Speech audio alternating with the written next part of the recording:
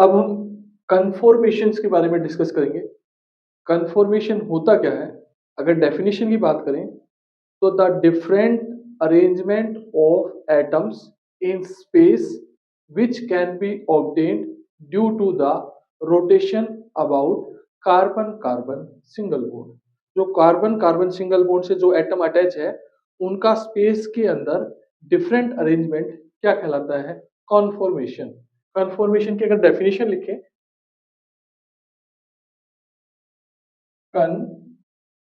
Conformation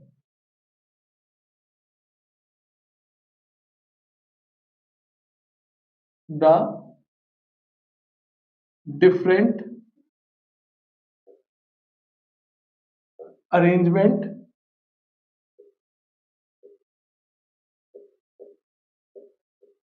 of atom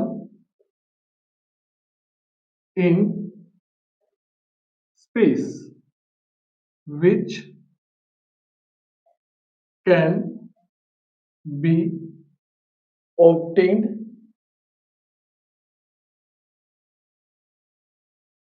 due to the rotation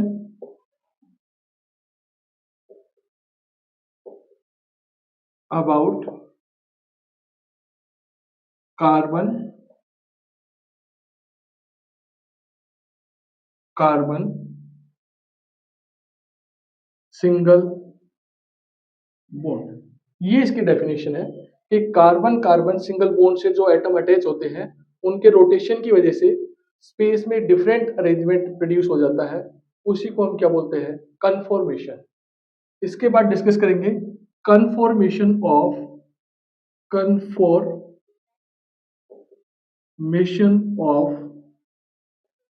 ethane. दो conformation होते हैं, एक eclipsed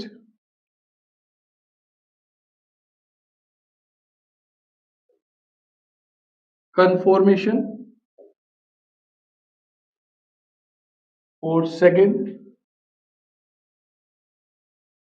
staggered conformation. Eclipsed conformation वो कन्फॉर्मेशन होता है जिसमें जो कार्बन से जो हाइड्रोजन एटम अटैच होते हैं वो जितना पॉसिबल हो सके एक दूसरे के क्या होंगे? क्लोज होंगे। अगर इसकी डेफिनेशन की बात करें तो द कन्फॉर्मेशन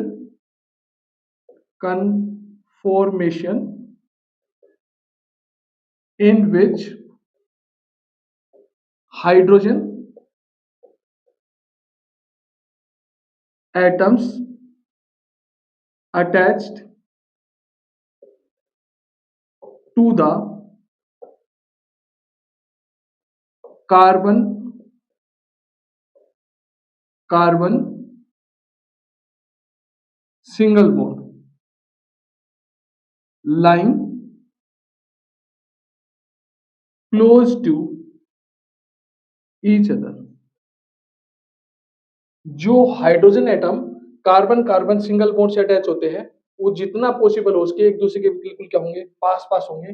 उसको हम कौन सा कन्फॉर्मेशन बोलते हैं? Eclipse conformation. और इसमें the conformation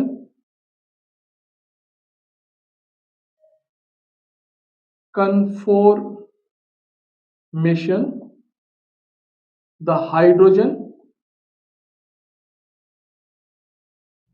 atoms attached to the carbon carbon single bond lying far away from each other। फिर देख लीजिए कन्फॉर्मेशन क्या होता है।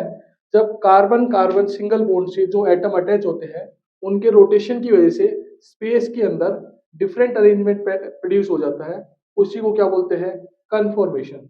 हम इथेन के कन्फॉर्मेशन डिस्कस करने वाले हैं और कन्फॉर्मेशन दो टाइप के होते हैं, एक इक्लिप्स्ड कन्फॉर्मेशन और दूसरा स्टैगर्ड कन्फॉर्मेशन, जिस कन्फॉर्मेशन के अंदर जो hydrogen atom carbon carbon single bond से अटैच होते हैं वो एक दूसरे के जितना पॉसिबल उसके क्लोज होते हैं, उसको हम बोलते हैं इक्लिप्स कन्फॉर्मेशन।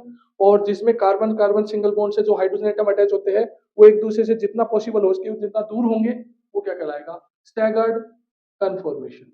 अब इन इक्लिप्स कन्फॉर्मेशन और स्टैगर्ड कन्फॉर्मेशन को दो साइंटिस्ट ने रिप्रेजेंट किया, एक साहॉर्स प्रोजेक्शन और दूसरा न्यूमैन प्रोजेक्शन।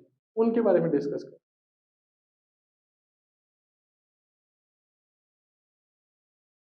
अब इक्लिप्स्ड कन्फॉर्मेशन और स्टैगर्ड कन्फॉर्मेशन को दो तरीके से रिप्रेजेंट किया जा सकता है, एक साहॉर्स प्रोजेक्शन और दूसरा Newman projection.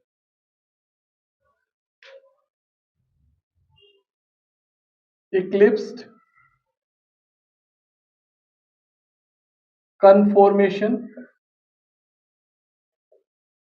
and staggered conformation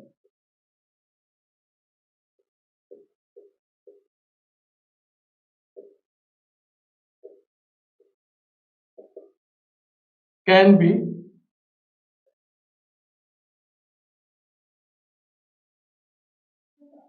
represented by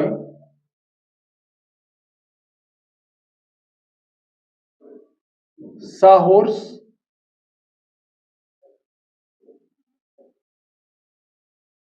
projection and Newman projection. Eclipse conformation को और स्टैगर्ड कन्फॉर्मेशन को दो प्रोजेक्शन से रिप्रेजेंट किया जाता है, एक साहॉर्स और दूसरा न्यूमैन। अगर साहॉर्स की बात करें तो इथेन के ये दो कार्बन है, एक ये और एक ये। सपोज करिए बॉन्ड लाइन स्ट्रक्चर से यहाँ पे एक कार्बन है और यहाँ पे एक कार्बन है। अब इथेन में एक कार्बन एटम से तीन हाइड्रोजन एटम अटैच होते हैं, तो एक ये हो गया, एक ये हो गया, एक ये हो गया। इसी तरह से इसमें एक ये हो गया, एक ये हो गया और ये हो गया। ये कहलाएगा स्टैगर्ड, सॉरी इक्लिप्स्ड, ये कहलाएगा इक्लिप्स्ड कन्फॉर्मेशन, क्योंकि इसमें जो हाइड्रोजन एटम है ये और ये जितना पॉसिबल हो सकता है एक दूसरे के क्या है, क्लोज है। तो साहॉर्स प्रोजेक्शन से ये उसका कौन सा प्रोजेक्शन है, इक्लिप्स्ड। स्टैगर्ड में ये दो कार्बन है, एक हाइड्रोजन इधर लाई करेगा, एक हाइड्रोजन इधर लाई करेगा, ये H, एक हाइड्रोजन इधर, एक हाइड्रोजन इधर, एक हाइड्रोजन इधर और एक हाइड्रोजन इधर। अब आप देख पा रहे हो कि इसमें जो हाइड्रोजन एटम कार्बन से अटैच है, बॉन्ड लाइन स्ट्रक्चर के अकॉर्डिंग जहां पे एंड होता है यहाँ पे और यहाँ पे कार्बन है, अंडरस्टूड है। तो ये जो कार्बन है इसमें आप इन कार्बन से इस पे भी तीन हाइड्रोजन एटम अटैच है, इससे भी तीन हाइड्रोजन एटम अटैच है, लेकिन ये दो इन दो से काफी दूर है, ये पीछे की तरफ है, ये आगे की तरफ है। तो ये जितना पॉसिबल हो सकता है एक दूसरे से दूर दूर है और ये कहा है, पास पास है। जब पास पास होता है तो उस कन्फॉर्मेशन को क्या बोलते हैं, इक्लिप्स कन्फॉर्मेशन। और ये है स्टैगर्ड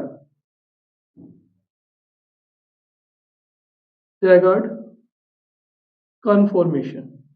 तो इथेन के साहॉर्स प्रोजेक्शन की वजह से ये दो कन्फॉर्मेशन है, एक इक्लिप्स कन्फॉर्मेशन, दूसरा स्टैगर्ड कन्फॉर्मेशन। इक्लिप्स कन्फॉर्मेशन के अंदर जो carbon carbon double single bond से जो एटम्स अटैच होते हैं या जो हाइड्रोजन एटम अटैच होते हैं वो एक दूसरे से जितना पॉसिबल होता है उतना पास पास होते हैं, जबकि स्टैगर्ड कन्फॉर्मेशन में कार्बन कार्बन सिंगल बॉन्ड से जो हाइड्रोजन एटम अटैच होते हैं वो जितना पॉसिबल होगा वो एक दूसरे से दूर दूर होंगे। इसके बाद फिर न्यूमैन प्रोजेक्शन डिस्कस करेंगे। अब न्यूमैन प्रोजेक्शन डिस्कस करेंगे। न्यूमैन प्रोजेक्शन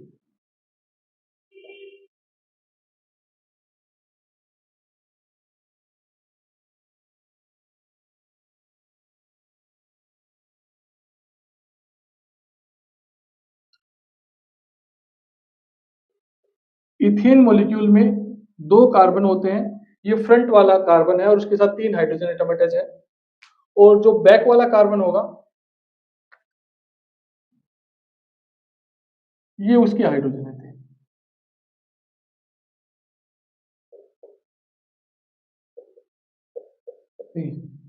डॉटेड लाइन मतलब ये इसके पीछे वाला जो कार्बन है उसके हाइड्रोजन है और जितना पॉसिबल हो सकता है ये एक दूसरे के क्या है, क्लोज है, तो ये कहलाएगा इक्लिप्स्ड। स्टैगर्ड कन्फर्मेशन के अंदर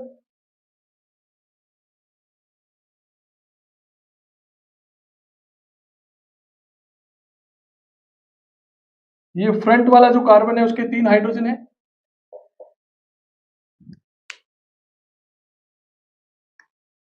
और ये बैक वाले जो कार्बन है उसके 3 हाइड्रोजन है।